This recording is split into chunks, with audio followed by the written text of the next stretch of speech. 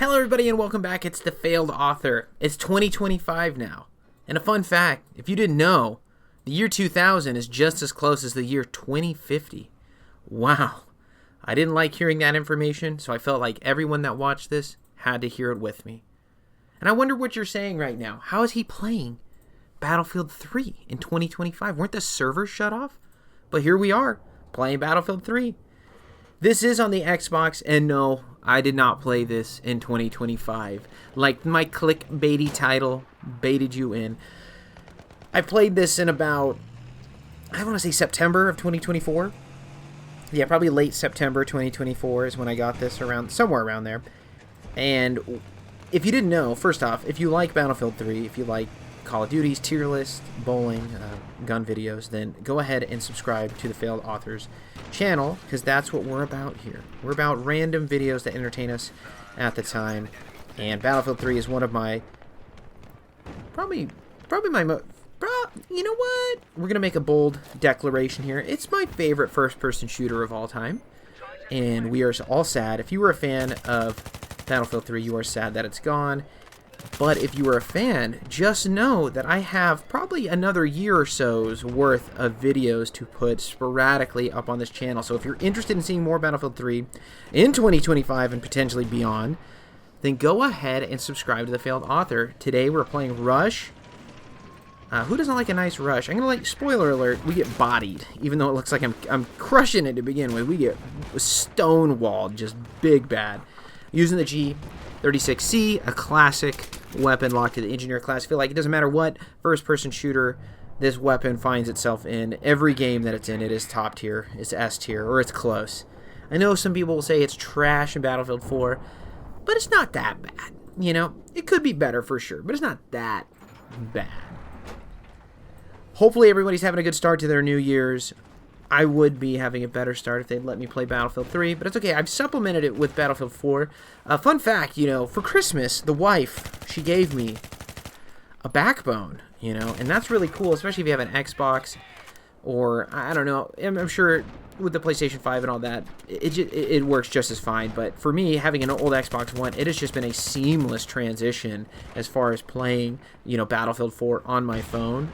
When I'm out and about or whatnot, or when I don't want to go to my my gaming dungeon, as I call it, and I just want to play in my room, maybe catch a game for Betty Bye time. It has been quite a good time. So if you've thought about getting a Backbone or anything along those lines, like for example, I know I have like a base Xbox One I got in like 2014, right? And I the controllers are so old that came with it.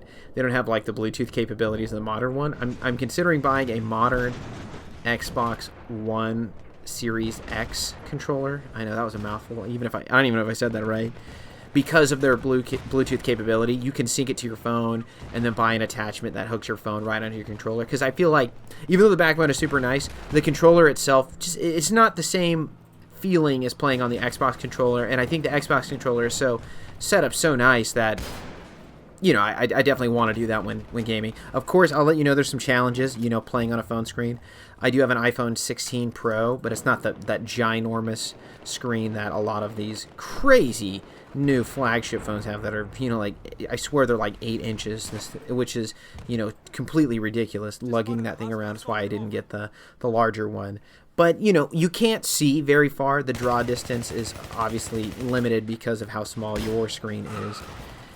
I gotta say, though, the lag is minimal. The inputs feel nice. So if you're thinking about getting a Backbone or playing on your phone or gaming on your phone, there's never been a better time ever. Wish we could play Battlefield 3, of course. That would have been pretty sweet. But let me know what are you doing? It's the New Year's. Are you still playing the same games? Are you looking forward to any games? As of this moment, I particularly am not. I suppose there's one thing I am looking forward to. I know that new Battlefield's coming around, and of course, we're getting executives telling us how close it is to 4 and it is to 3. And if that is the case, of course that would be amazing, and we would all love that. But, fool me once, shame on you, fool me twice. We've heard this song and dance before. So I really don't know if we're gonna if it's going to be good or not. And, man, I can't believe we were absolutely cooking right there. But I got to say, as far as that... Grand Theft Auto 6, though, it's supposed to come out this year. The memes will finally end. This before GTA 6, this before GTA 6. Like, will we finally see the memes end because it actually came true? I don't know. I would like it. I would like it to happen. That would be so cool if I could play GTA 6 before I fucking die. That'd be cool. But I am cautiously optimistic because I love Grand Theft Auto. Vice City's probably my favorite game of all time. I've been rocking Vice City in a console pretty regularly since 2003 when I first played it in the 5th grade. So, let me date myself being an old man. And that's okay. I am an uncle. I'm unk status. I've been married for years.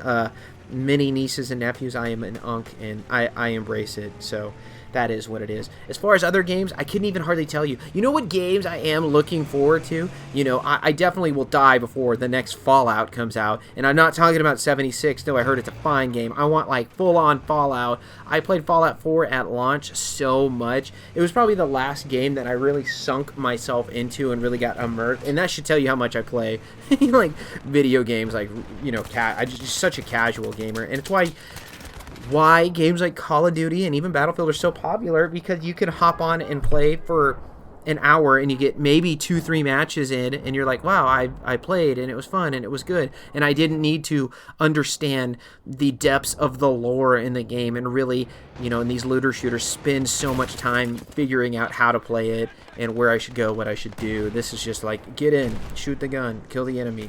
All right, you're playing now. You're playing, darn it. Though that is fun. Of course, I love looter shooters. Oh, I guess one of the last games I really sunk into was The Last of Us 2. I bought that on my birthday when it came out in 2020. So there, again, almost 5 years ago. Please give us another Last of Us. I know people were so outraged about that game, and you could tell they didn't even play it because the game was great. The whole trans issue wasn't even an issue because it did the old switcheroo, the old bait and switch to make you think Abby was this trans man pretty much the whole game, and then she was like, psych, there's my vagina, bam. Didn't see that one coming, boom. So, I don't know. I really want to see a continuation of the story. The thought of the Fireflies... The Fireflies having a whole functioning camp on Catalina Island seems pretty dope. Tommy still being alive and being involved in the story would be pretty dope. Of course, what is Ellie going to do now? What is Abby going to do now with the Fireflies would be interesting to see. We know that... is it Nora? Man, I can't remember. It was Ellie's girlfriend. Hashtag baby mama. Just kidding, because that person also died. Let me spoil. I'm spoiling this, but it's a 5-year-old game. I don't want to hear it. I just don't. But it would be interesting to see. My favorite part of The Last of Us 2 was the time spent in California. So I think it would be pretty heckin' neat to continue that. Of course, you could always do the cheeky part, because as you learn, the internet are a bunch of kissless, neckbeard incel virgins who were so outraged at Last of Us 2 because they're like, my dad died when Joel died. That's my dad, and how dare you? And it's like, wow, Joel, a bandit from Texas to the East Coast to the West Coast, died in a tragic way. Wow, surprise, surprise. Not. But they could do a prequel, and I think that would be dope. If you got to follow Joel from Texas to, Boston, for example, that would be sick. I don't know what we're going to see. I can't imagine a moneymaker like that, especially with the success of the HBO series, just ends. Now, I know we've talked a lot about Battlefield 3 today. I'm being facetious, we have not. But that's okay, because this game is dead. It's deader than a doornail, and it's unfortunate. And I feel like, just to let you know, there's not too many people out here posting Battlefield 3. So if you like Battlefield 3, you pretty much come into one of the only sources left, okay? And that's okay as well. Rush probably was my favorite game mode, but in the last year or two, you were looking at maybe 100 plus players on a busy night. 200, forget about it. Rare. You'd never see that many players. So getting different game types besides Conquest or a team deathmatch was pretty difficult. And the problems with that were the ticket counts. I mean, I love Conquest as next as the first person, but I'm going to tell you right now, when the ticket count was like 800, it's like, oh my gosh, I'm going to spend like, what, an hour and a half some matches? It's crazy. Or you're going to get into a big map, like, not even I guess it is a big map, but a map where it's vehicle dominant, like Operation Firestorm, and the people that are proficient with the vehicles are just going to pub stomp you. That was no fun. Okay. Of course, you know, you even at the end of this game's life, so you see a lot of newer players. So, you know, the skill, the matchmaking still was problematic because you'd be on a team with, like, nobody knowing what they're doing. And then you're playing these different game modes, and you're like, wow, I'm getting bodied. See that? G36C Service Star? Respect on its name. I love this gun. I think it's so cool, and I mentioned it in a different video. You can get one of these IRL in America from a company named Tommy Built.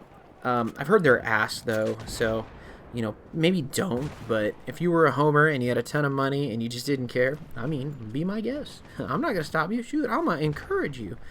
On the other hand, though, with this game being gone, I have found myself just not wanting to play video games particularly too much, because I feel like the curve from Battlefield 3 to Battlefield 4 is actually a pretty big jump, and the players that are playing Battlefield 4 right now, they're a different animal.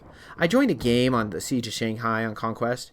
I think somebody had 135 kills before they died. 130. They weren't hacking either. At least to my knowledge. It seemed like they were playing legit. They were in one of the helicopters.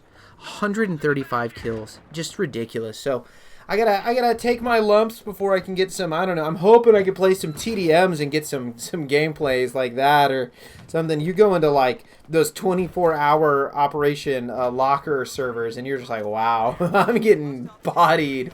So a different jump. The same problems I had with Battlefield 4 back in the day are still there. I think there's some weird bullet latency. And mind you, I'm not even emulating the game. It's the legit Xbox One copy, so there's no lag anymore, so I have no excuse. I just gotta hashtag get good, and I'm not good right now.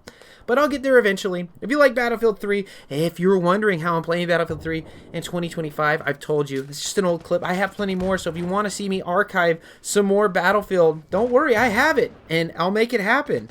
Again, I am the failed author. You have a great rest of your day. I hope your 2025 is going amazing. And, you know, I know I said I was leaving here, and I am, but, you know, the SV98, probably the most underrated sniper. You know, it's like that first bolt action you get that's pretty decent. And I use it in Battlefield 4, and we love it still. So, again, go ahead. That marksman was sick. We didn't win, but it's good. Let me know if there's anything you want to see. Any games, any videos. I read every comment, and I would be interested to see what you want to see. Thanks again, and peace.